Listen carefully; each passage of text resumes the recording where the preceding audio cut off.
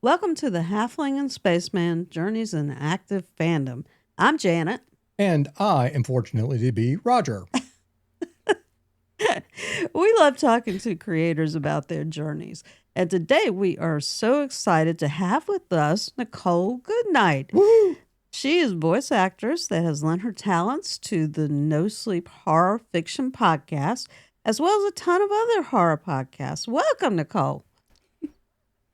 Hi, it's good to be here. Thank you. Oh, thank you. We appreciate you joining us. We we always have fun talking to fellow podcasters, so that's pretty cool. So thank you for joining us. Yeah, creators rock. Yeah, we do. Yeah.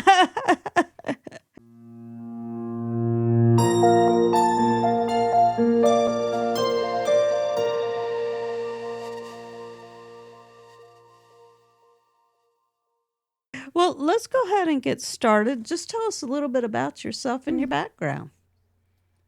Oh gosh. So my name is Nichole Goodnight. It's hard not to go into my immediate introduction that I do on like Twitch.tv, where I say, "Hi, I'm Nichole Goodnight. I voice things and play games and voice in games." Um, I have been doing voice acting for, gosh, professionally 11 years, between podcasts and now games. And before that, I dabbled in it, but didn't really do it professionally.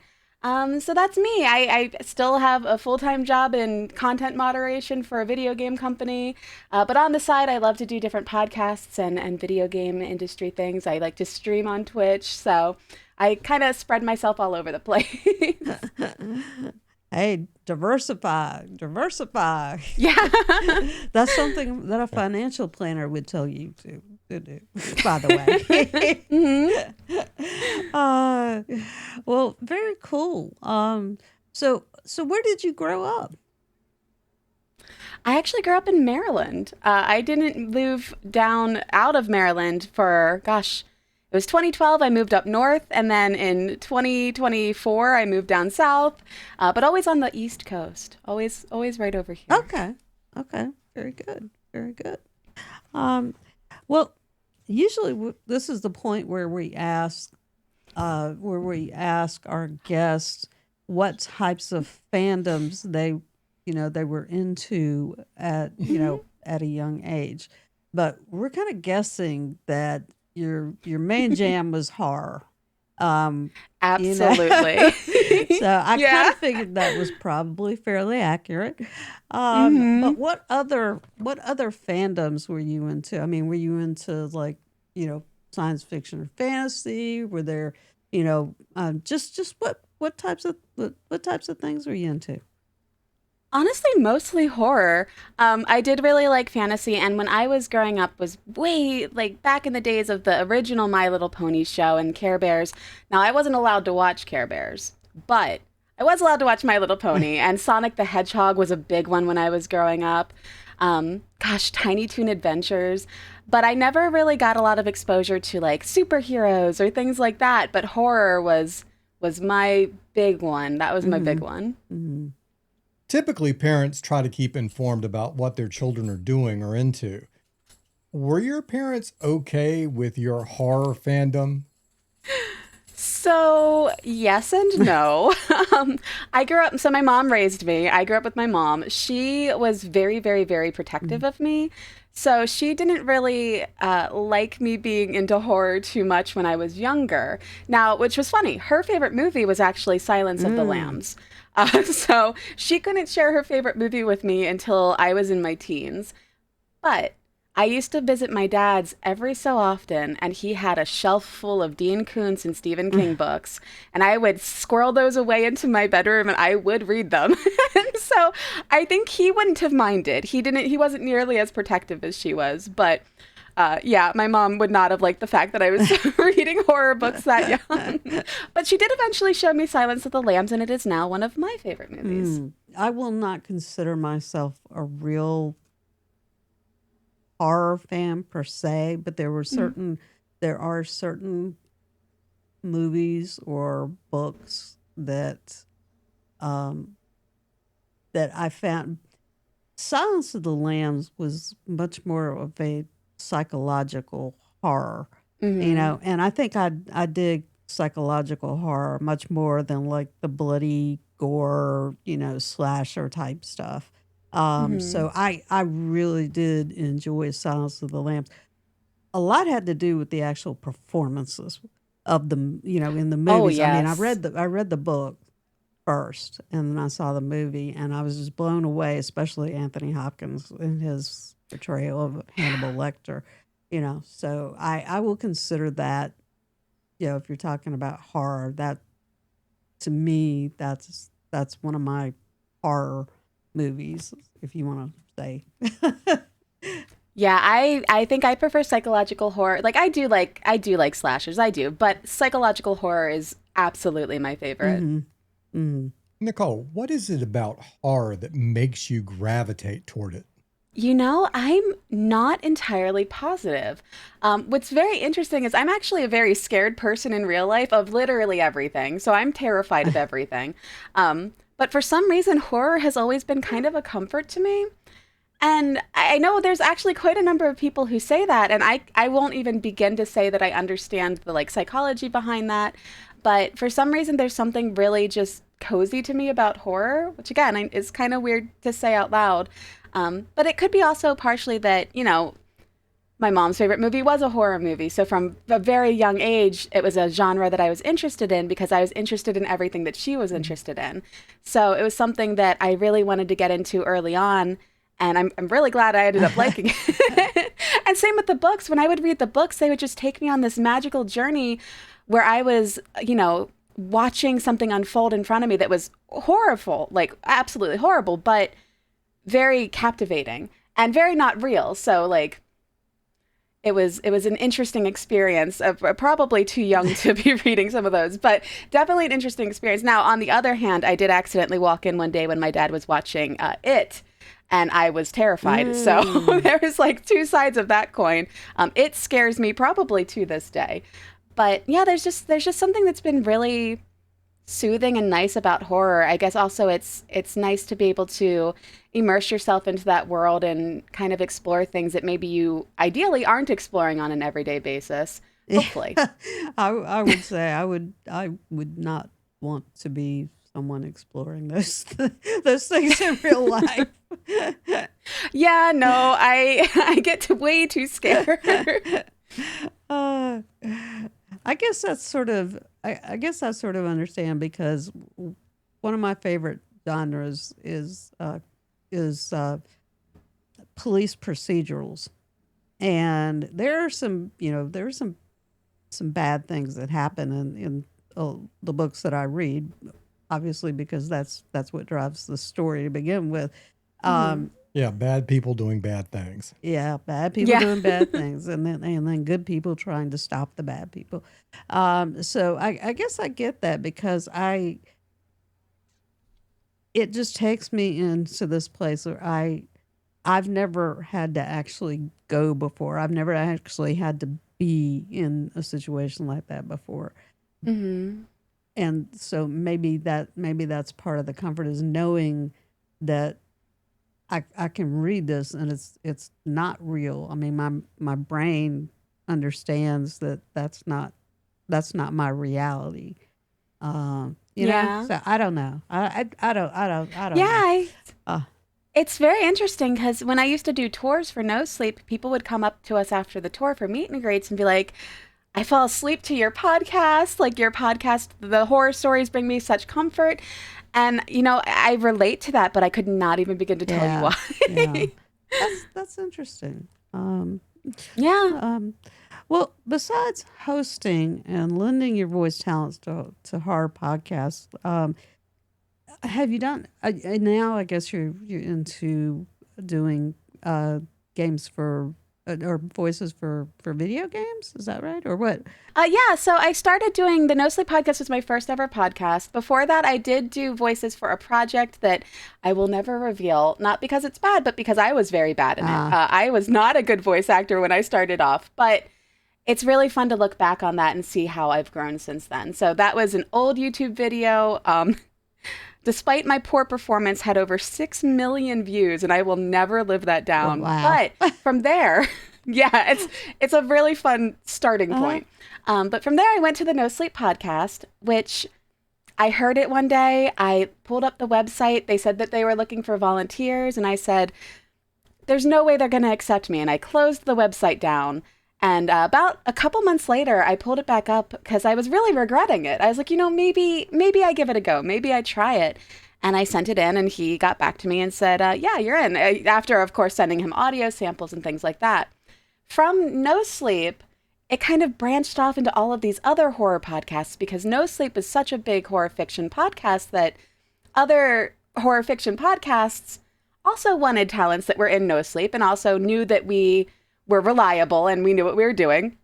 So I've been on Creepy and SCP Archives and just so many that I probably can't even name them all because of that one email I sent to No Sleep.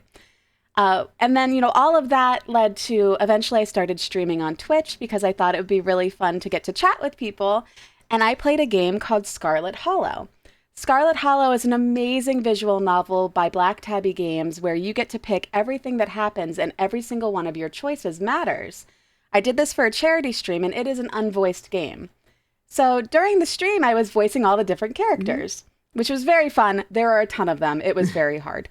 Wow. But a while later, I got a message from Black Tabby Games and they said, hey, we saw your stream where you played Scarlet Hollow. We are developing a new game. You voiced some of these characters exactly like we thought they would be. Would you like to be in our new game? Now, full stop, I thought they messaged the wrong person because as most creators,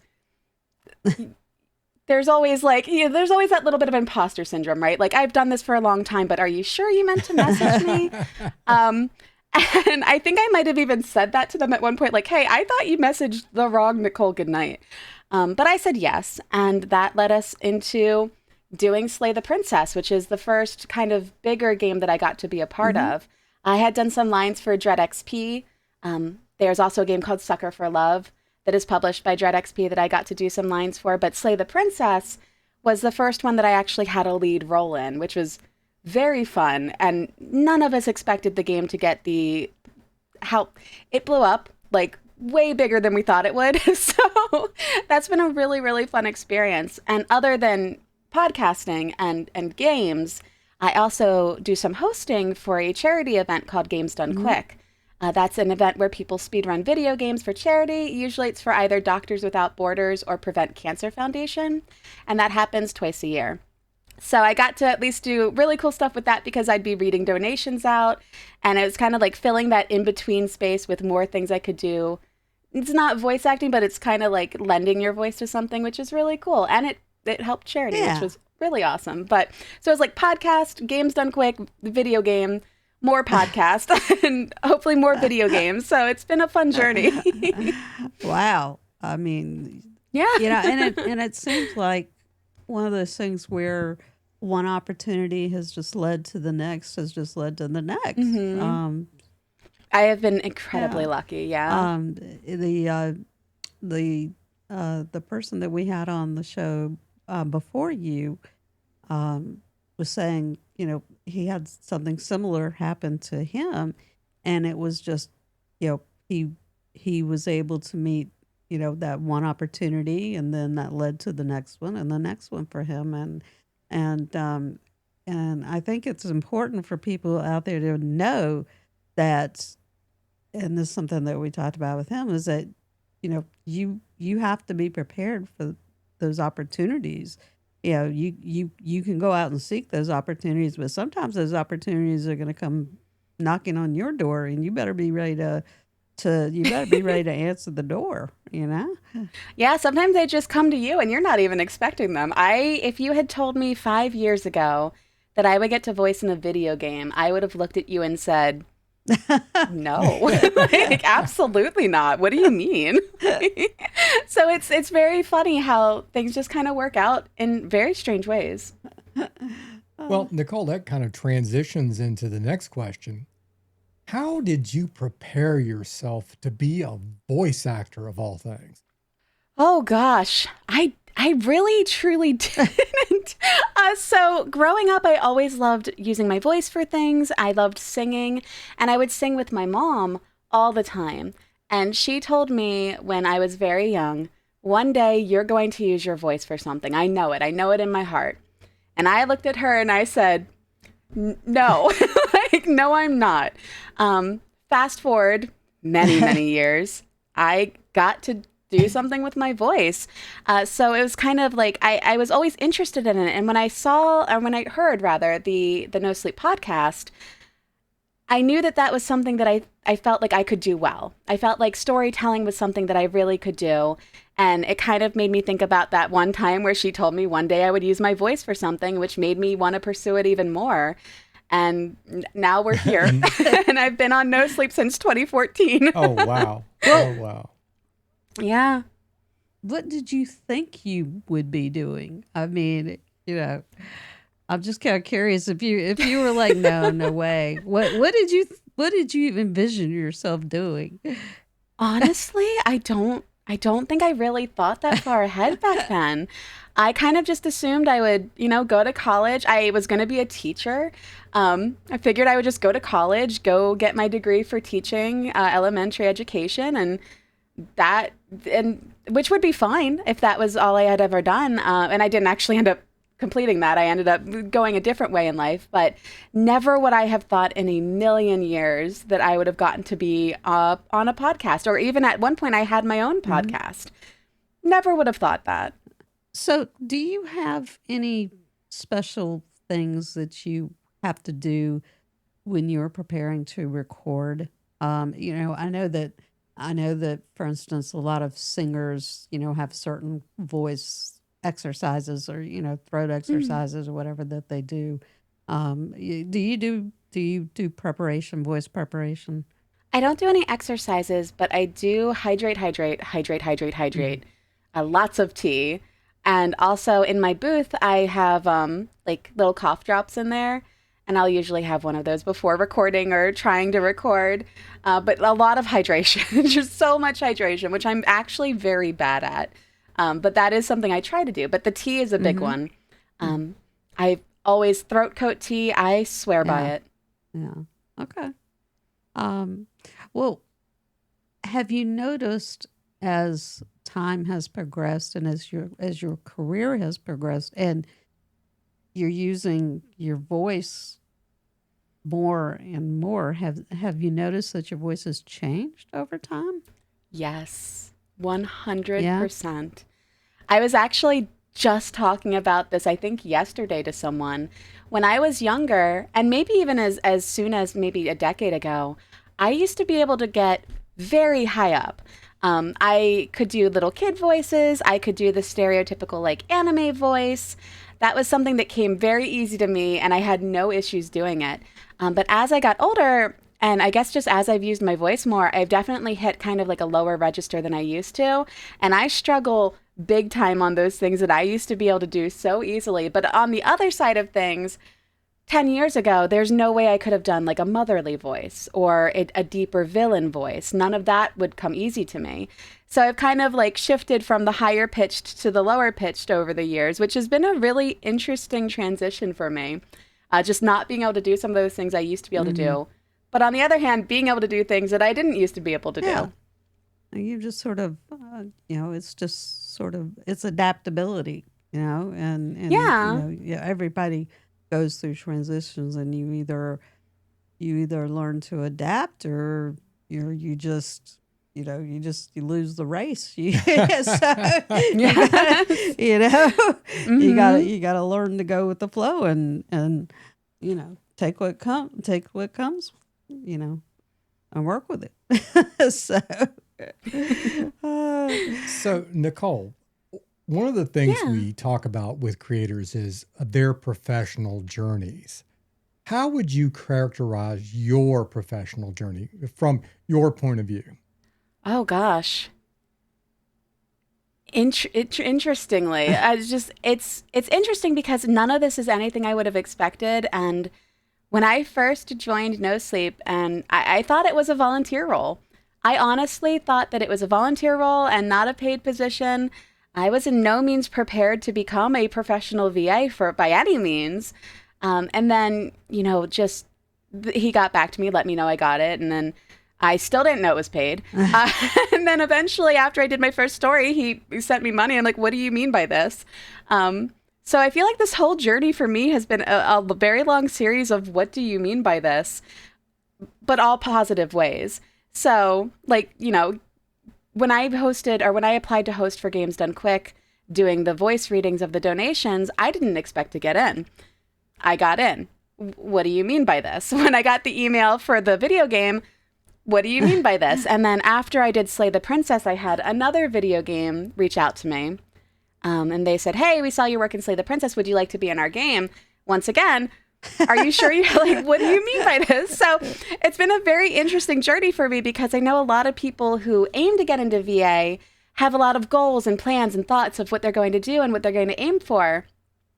Whereas I got into it and the whole time didn't expect to be in it, didn't expect that I would stay in it, and just am constantly surprised by all the new cool things I get to do. So I guess my journey's been that of a surprise. Just, it's been great. It's been really great, but definitely like, I couldn't even begin to tell you where it was going to go next at any given point in time. Well, what's been the biggest challenge for you? Oh, gosh. I think the biggest challenge is probably also one of the biggest, I can't think of the right word. The biggest challenge is probably also one of the biggest like cool things that I've gotten to do. For 2017, 18, and 19 for NoSleep podcast, we got to go on tour. This is very different for me. So I was used to being behind the mic, not in front of people, no cameras, no video, definitely not on a live stage. And I had really bad stage fright.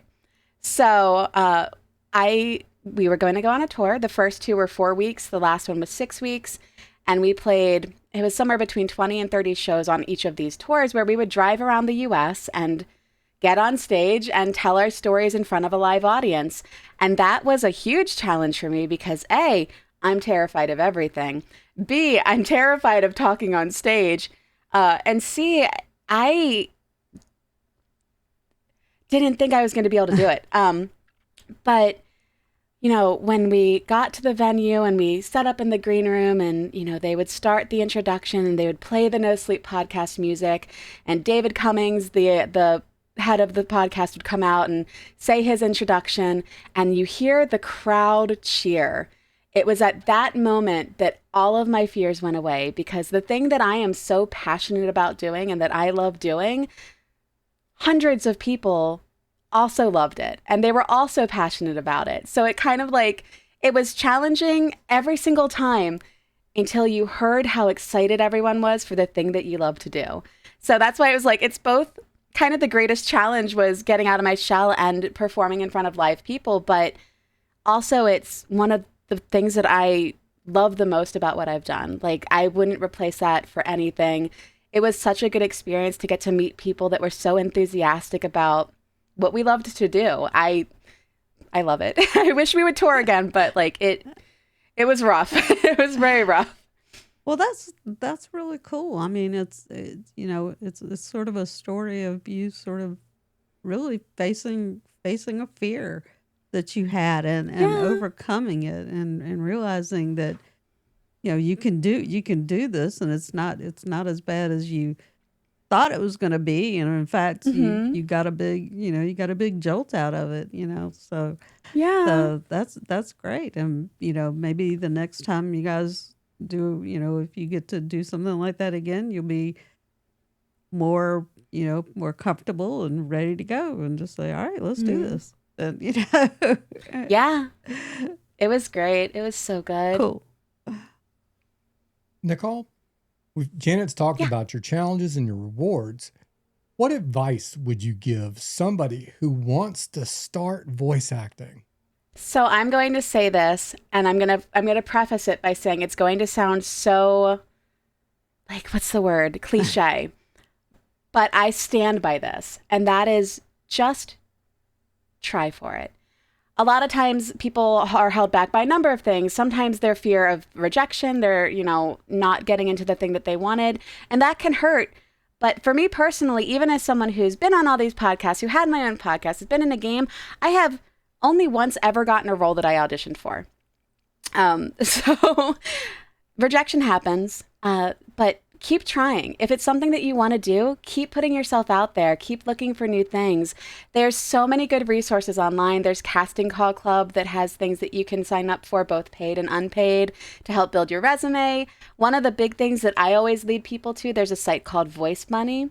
Voice Bunny does a lot of like advertisement work. So they might have a script that's like for a gift sale at a local supermarket or something like that. And they are a really, really, really good way to not only get experience, but to get feedback and to also build up your resume for voice work. But aside from like Voice Bunny and Casting Call Club, really, you have to just try. And I know that that's scary. And I'm scared of it too. There's so many times where I haven't applied for something because I'll look at who's applied and said, oh, there's no way. But trying will get you there. And if it doesn't get you there the first time, you'll get experience that's going to be so invaluable. Valuable, invaluable, valuable. I don't know words. I actually don't know how to talk. As it turns out, I don't know how to speak. But yeah, you're going to learn so many things just by putting yourself out there and like finding casting calls, and even things like Twitter, which sounds so silly to look up casting calls on Twitter. There are so many passionate projects on Twitter, on other websites that do casting calls for people of all sorts of levels of the profession in it. And it's a really good way to start. And it's really fun to see people that I know that have decided that, yeah, we're just going to try it. You said try it. Sure, why not? And now they're getting roles, and they message me every so often about all the exciting things that they're getting to do. So as cliche and as silly as it sounds, just try it. Just go for it.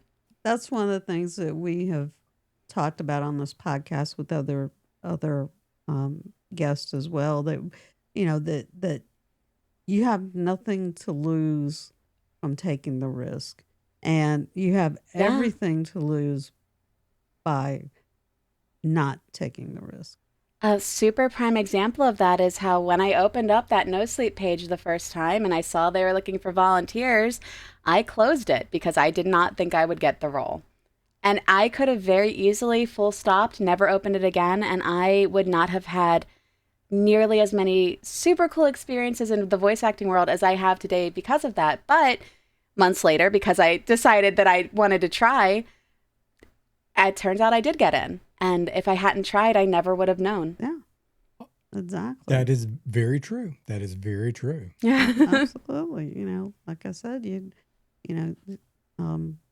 if you don't take the risk, you won't get it. You won't get the shot if you don't take the shot.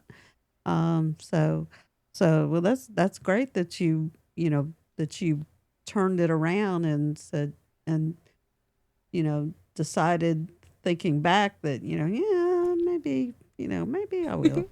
I think that should be something that everybody should take away from this episode is even if you think that you don't have a shot, just try. Just try. What have you got to lose? What's the worst thing that's going to happen?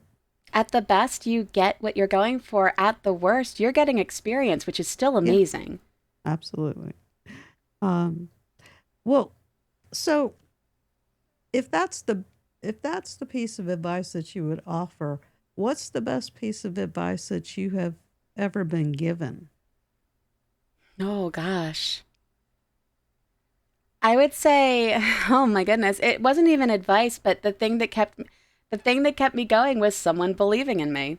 Just having someone in this situation where my mom was saying, one day you're going to do something with your voice. And it might not have been advice necessarily, but it was the motivation I needed to keep trying. So I think even though it wasn't necessarily advice, that's probably the biggest driving factor behind anything that I did when it came to voice acting. And it's something that I will always remember. I will never forget. And it really just kept me. And it's something that I love to tell that story when I'm talking to people about how she was so believing of me, because that really does help a lot. So just, I guess people believing. Like, I know it sounds so weird because it's not really advice. And I'm trying to think of things that maybe someone's told me as far as advice for voice acting. Um, as far as like motivational advice, definitely someone saying they believed in me. As far as voice acting advice, if you're doing scenes that have like fighting in them, don't be scared to like move around and like get yourself in there, because you're going to have a lot more realistic like grunting and fighting noises if you're doing like a fighting scene or a battle scene if you're actually physically moving, of course, within the limits of wherever you're recording, so it's not picking it up. But that would be my voice acting advice that someone gave me when I was doing a project once, because I was trying to do all these like grunts and fighting noises, and I was stiff as a board. And they're like, "You've got to move. You've got to like move around and feel the role." So on one hand, someone believing in me. On the other hand, move. Well, that's good advice, and and I've seen that because I've seen various clips of celebrities who are doing voices in these different movies, and you'll see them in the studio, and they're moving around. Some of them more so than others. The one that really comes to mind is Robin Williams. Seeing him in the studio when he was voicing the genie, seeing him in the studio, he was just all over the place, and he was just and of course it was Robin Williams, right? Exactly. I mean, this is Robin Williams, and and so yes, absolutely, that lent itself to that whole sense, because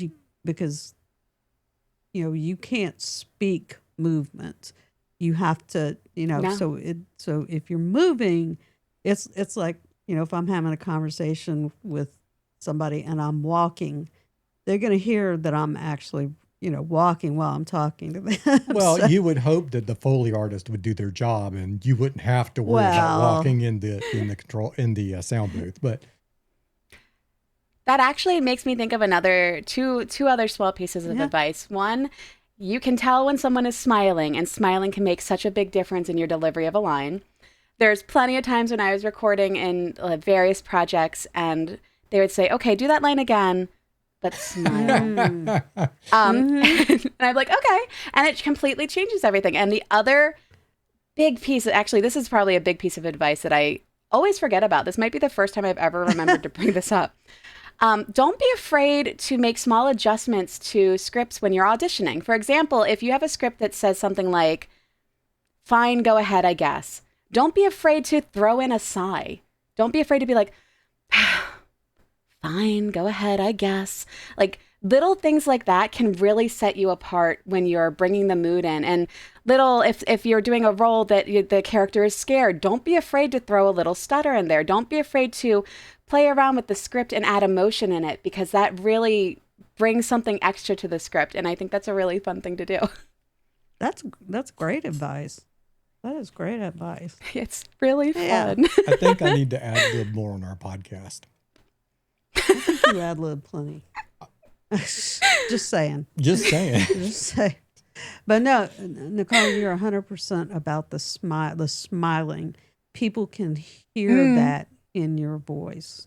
They absolutely can, because at work, we are told, when you pick up the phone, smile, because they know if you're smiling. You could be having the the worst day, but when you pick up that phone to talk to somebody, you better be smiling. Yep, you gotta smile. Even to the point where some of the staff had little mirrors up there, I'm not kidding you, little mirrors, so they could check their face, make sure they were smiling. I used to work at a call center, and I had a little sticky note on my monitor that said, "Smile." Yeah, exactly. Just smile. Just a little prompt, to remind you, Well, now that's covered. So, Nichole, what are you doing now? What kind of cool things are you doing? Oh gosh. So I'm still in the No Sleep podcast. I'm still doing work for SCP Archives. I'm, gosh, streaming on Twitch. But also, I am working on a game called Fractured Blooms, which is out of NDA now because we've released a trailer. And also a game called Bad Summer. So I'm really excited for both of those. Again, never would have expected to be in either. But one of them had an open casting call on Twitter. And so I applied and I got in, and it's been amazing. And the other one, they approached me because of their knowledge of Slay the Princess. So I'm working on both of those games. I don't know when the full release date for either are, but I'm so excited. They're both horror games, of course. I'm so excited about both of them. I'm really just looking forward to that. And of course, more No Sleep, because there's always more No Sleep podcasts to do, which is great. And Creepy. No Sleep and Creepy are my two biggest ones that I do right now. And how long has No Sleep been on the air? Oh, so I joined in season 4 back in 2014. When was season 1? Probably 2012. Oh, wow. Maybe. If I had to guess, I'd probably say around. No, it was June 13th, 2011. Okay. So 2011. Wow. That's a good long run. Wow. 14 Yeah, years. still going strong. Wow. That's awesome. The glove has been thrown. We have been challenged. So we're going to be doing this in our 80s. There you go. We could do it. There you go. My podcast didn't last nearly as long. We can do it. We can do it. Cool. Well, tell us where people can find out about Nichole and everything that Nichole is into, everything she's doing. Yeah. I wish I could tell you I had like a super cool professional website, but I don't. My biggest presence is on Twitter. And my Twitter handle is just NR Goodnight. So Nichole Rose Goodnight, but NR Goodnight. And that's basically where everything is. I stream on Twitch sometimes, not as much as I'd like to, just because I work a lot. But yeah, Twitter is the #1 space to go to for anything like that. Okay. We'll make sure to follow you on Twitter. Yeah. And, Thank you. and we will definitely get that in the show notes. So that's great. Because we want people to be able to find you and catch you on one of the podcasts or on your Twitch. So very cool. You. Very cool. So Nichole, what's next? Yes. What is the next thing you're looking forward to? Anything you can talk about?